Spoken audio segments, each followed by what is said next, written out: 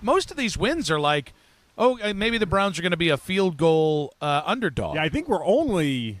Oh, geez. Are You're we only favorites favored in one game? Yeah, one game. But I was trying to remember which game it was, and that's where I was drawing a blank. But a fair amount of the other games, it's like a point and a half, 2.5 points. Something that can easily change by the time we get there. It's not like, I mean, Miami's a couple good games by either Deshaun or Shedeur, and that takes that away. Well, and Miami is going to be legitimate 7.5 point, 8.5 point dogs in a fair amount of the games, because just look at that roster. When people look at the Cleveland Browns heading into the season, the first thing they want to talk about is the quarterback situation. And honestly, that makes sense. Quarterback is the most important position in football. It drives headlines, shapes expectations, and often determines whether a season is viewed as a success or a failure. But there's something interesting happening with the Browns right now. A lot of the conversation around this team seems to be based on assumptions. Assumptions about Deshaun Watson. Assumptions about Shedeur Sanders. Assumptions about what the organization wants. And maybe most importantly, assumptions about where this team actually stands compared to the rest of the league. Honestly, I feel a little bad about... It's H-N and a bunch of nothing. I feel a little bad for Malik Willis, if anything. Well, yeah, I mean, that's what the money's for, right? That is what the money is for. You love your Don Draper lines. There we go. It's been a day of them, like the indefinite leave. That's my favorite thing is Bert Cooper saying, nobody comes back from leave. I'm making him sound like Dumbledore. Yeah. Harry! Don Draper, nobody comes back from leave. If you look at the projected point spreads around the NFL, the Browns aren't exactly being treated like a contender. In many games, they're expected to be slight underdogs. A point and a half, maybe 2.5 points. Those are margins that can disappear instantly after a couple of strong performances. That's the important part. We're not talking about a team expected to lose every week by double digits.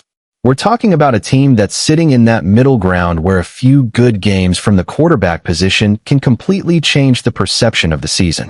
And that's where this quarterback competition becomes fascinating. Because if we're being completely honest, there is no way the Browns don't understand what Shedeur Sanders represents. Yeah. Okay, now listen, none of those were good. That's all right. And if you're listening at home, I apologize to you. If you're listening in your car, I also apologize. Just anywhere. If you're listening. I would say I apologize to the listeners, but you asked for it. No, they didn't ask for that. No, they didn't ask for that one. Yeah. But I think if the Browns were being very honest, there's just no way they can't want Shedeur to take the job.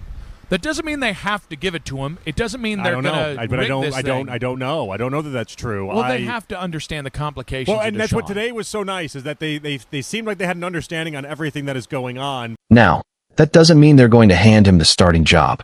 It doesn't mean they're going to force him onto the field. And it definitely doesn't mean they're going to ignore the veteran sitting ahead of him. But it does mean they understand the opportunity. The reality is that Deshaun Watson continues to cast a massive shadow over this organization. From the moment Cleveland made the decision to bring him in, the move became one of the most discussed and controversial transactions in recent NFL history. Whether people supported it or opposed it, the decision changed the trajectory of the franchise. And now, years later, the Browns are still dealing with the consequences of that decision. That's why this quarterback battle isn't simply about who throws the football better in practice. It's about perception. It's about trust.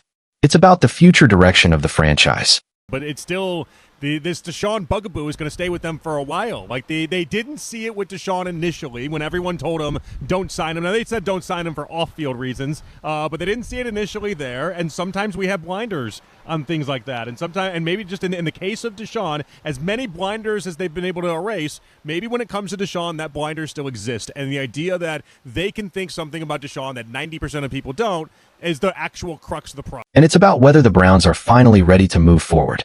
One of the most interesting observations from training camp is how the organization appears to be handling competition across the entire roster. Take the left tackle position as an example. Dawand Jones isn't losing his spot because someone wants to see a younger player get an opportunity. He's keeping his spot until someone proves they deserve it more. That's how football works. Veterans don't get replaced because fans are excited about rookies. They get replaced when the rookie forces the coaching staff to make a decision.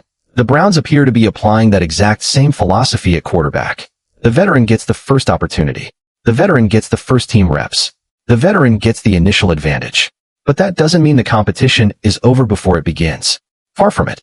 I actually want to compare this to the left tackle spot because it's very rare that we can compare left tackles to quarterbacks when we're having an NFL conversation. DeJuan Jones is a immovable object in front of Spencer Fano until Spencer Fano moves DeJuan Jones out of the way and proves to them he's the left tackle. And they're not just doing they're doing this with a lot of spots. It's like, all right, Jerry Jeudy is with the ones, and then Denzel Boston and Casey Concepcion are getting a lot of time with the twos. Like, they're looking at rookies and saying, if you want to be in the starting spot, young players, you've got to move the veteran out of the way. In fact, if Shedeur Sanders is truly the better quarterback, there will be plenty of opportunities for him to prove it. Modern training camps provide countless competitive reps, team drills, 7-on-7 sessions, 11-on-11 periods, joint practices, preseason games. Eventually, talent becomes impossible to hide. Eventually, the better player separates himself. That's why this entire conversation about the Browns wanting a specific outcome can sometimes miss the point. Yes, the organization would probably love for Shedeur Sanders to become a franchise quarterback. Every team wants a young quarterback to emerge. But wanting something and manufacturing something are two different things. The Browns can't afford to hand out jobs based on hope. I don't want to lose perspective on the fact that this entire time I've thought that while Deshaun will win this job, if Shedeur can't take this job, I think Shedeur's placement is the guy getting, the day 2, day 1 reps instead of being the true number 1 starter. I think that's a lot about challenging Deshaun challenging Shedeur to overcome. I mean, it Deshaun. might just be as simple as Monken's an old school coach, and he's going to give it to the veteran. Yes. They need to know who gives them the best chance to win. And that's where the Deshaun Watson discussion gets complicated. There are still people who believe Watson's contract will ultimately influence the decision-making process. It's hard to completely dismiss that idea. Whenever a team invests that much money into a player, questions naturally follow. Will ownership want to justify the investment? Will management feel pressure? Will the organization give Watson additional opportunities because of the financial commitment? Those questions aren't going away anytime soon. At the same time, there is another side to the argument. NFL teams don't survive by making emotional decisions. They survive by winning games. If one quarterback clearly gives you a better chance to win, eventually that reality becomes impossible to ignore. That's why this competition is so important. And sometimes by give it, I just mean give the first crack. First crack. That's all we're talking about. Like the first team reps and the first chance and the first one out of the gate. That's all that is. It's just he's an old school guy. You give it to the veteran. For all the reasons Coach Riz laid out earlier today, why he'd give him the job week 1 is the same reasons why he'd just give him the first crack at this right here. But there's more than enough of an opportunity with the 11-on-11s that they're going to have for Shedeur to be able to showcase that he's the better quarterback here. 216-474-0092. Watson winning the job, an indictment on Shedeur, or is this about Deshaun's contract? If Watson wins the job outright and looks significantly better than everyone else, then the decision becomes simple. But if the gap is small, if the competition is close, that's when every decision gets scrutinized. That's when fans start asking difficult questions. And that's when the conversation shifts from football to organizational philosophy. One thing that keeps coming up is the idea that Watson might start the season before eventually giving way to Sanders later in the year. It's a theory that has gained traction among fans and analysts alike. The logic is straightforward. Start with the veteran. Evaluate the team. See where the season goes. Then transition to the rookie if circumstances demand it. But there's a problem with that approach. You can't enter a season planning to play multiple quarterbacks. History has shown us that strategy rarely works. Teams need stability. They need consistency. They need a clear direction. When organizations start thinking, we'll play this guy for a few weeks and then switch to someone else, they've already introduced uncertainty into the equation. Quarterback isn't a position where uncertainty helps. Quarterback is a position where conviction matters. That's one of the lessons many observers believe the Browns learned from previous seasons. Constantly rotating quarterbacks doesn't give a team its best chance to succeed. Players need rhythm. Coaches need confidence. Offenses need continuity. Without those things, even talented rosters struggle to reach their potential. Now, could circumstances force a change? Absolutely. Injuries happen. Poor performance happens. Unexpected developments happen. Football is unpredictable. But that's very different from entering the season with a predetermined plan to split time between multiple quarterbacks. The Browns need to identify their best option and commit to it. Everything else should be secondary. Of course, there is another factor looming in the background: the standings. Because whether people want to admit it or not, draft position influences decisions across the league. Every year we see teams reach the middle or late stages of the season and begin evaluating the future. Some organizations are subtle about it. Others aren't subtle at all.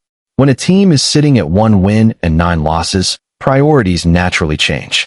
The focus shifts from maximizing the current season to maximizing future opportunities. That's reality. And while nobody likes talking about it, it's part of how the NFL operates.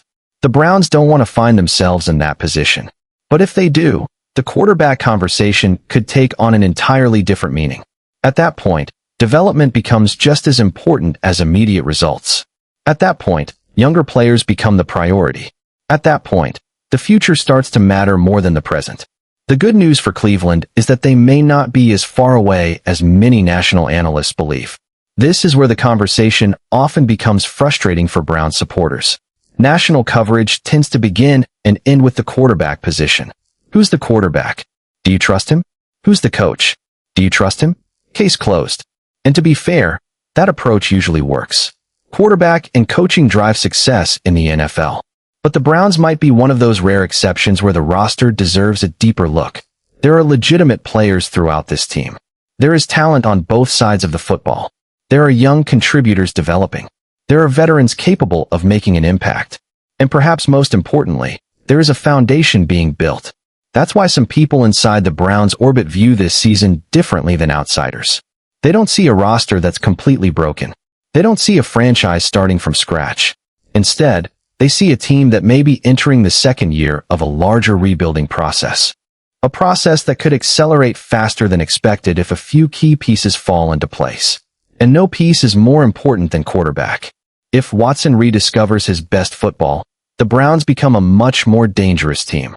If Sanders develops quicker than expected and proves he's ready, the franchise suddenly has an exciting path forward. Either scenario creates optimism. Either scenario changes the narrative. That's why this quarterback battle matters so much. Not because of training camp headlines. Not because of preseason storylines. But because it may determine the direction of the franchise for years to come. The Browns don't need a perfect outcome. They need clarity. They need to know who their quarterback is. They need to know what their future looks like. And they need to avoid repeating the mistakes that have kept this organization stuck in uncertainty for far too long. Whether that's Deshaun Watson, Shedeur Sanders, or someone nobody is talking about right now remains to be seen. But one thing is clear. This competition is about much more than who takes the first snap of Week 1. It's about trust. It's about accountability. It's about the future of the Cleveland Browns. And by the time this season is over, we may finally have the answers that this franchise has been searching for.